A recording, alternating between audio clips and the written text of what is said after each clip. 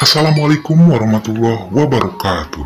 Selamat datang kembali di channel Berbagi Ayat. Kali ini Berbagi Ayat akan mengulas wanita penghina Islam ini mogok makan di penjara.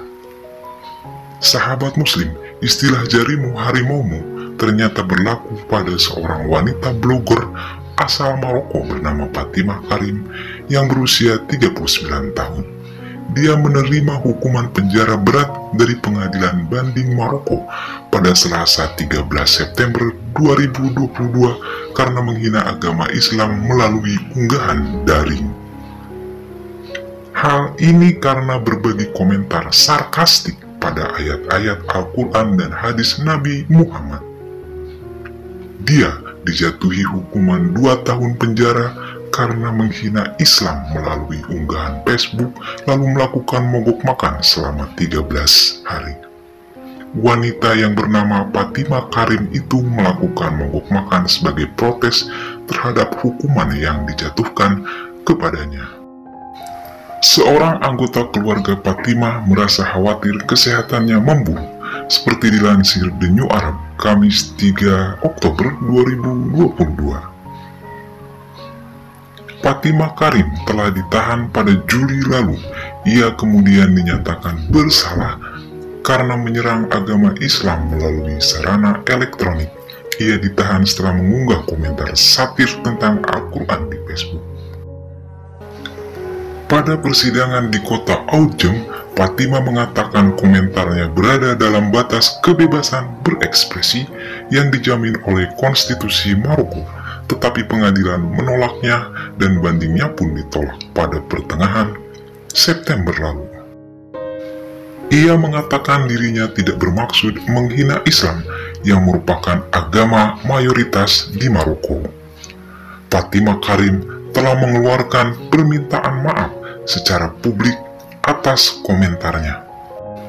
Kelompok hak asasi mengatakan hukum pidana Maroko memungkinkan hukuman penjara hingga 5 tahun karena menghina Islam di depan umum, tapi tidak jelas tentang apa yang merupakan penghinaan itu.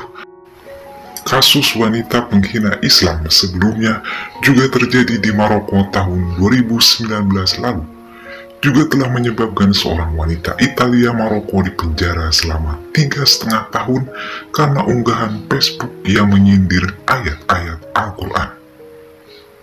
Dia berusia 23 tahun dan tak ingin dipublikasikan nama dan fotonya. Telah dibebaskan dengan banding setelah 2 bulan di balik jeruji besi, menyusul kampanye profil yang dilakukan oleh para pendukung hak asasi. Menurut portal berita Maroko World News, dia dituduh memposting ayat-ayat dari Al-Quran yang telah diubah untuk memuji menggunakan alkohol di halaman Facebook pada tahun 2019 lalu. Wanita berusia 23 tahun itu ditangkap di sebuah bandara di negara itu ketika dia tiba dari Prancis. Ayahnya mengatakan putrinya tidak tahu bahwa dia adalah seorang yang akan ditangkap melalui surat perintah penangkapan. Ayahnya mengatakan bahwa wanita itu telah membagikan di halaman Facebooknya sebuah ayat Al-Quran tanpa mengetahui isinya karena dia tidak pasti berbahasa Arab.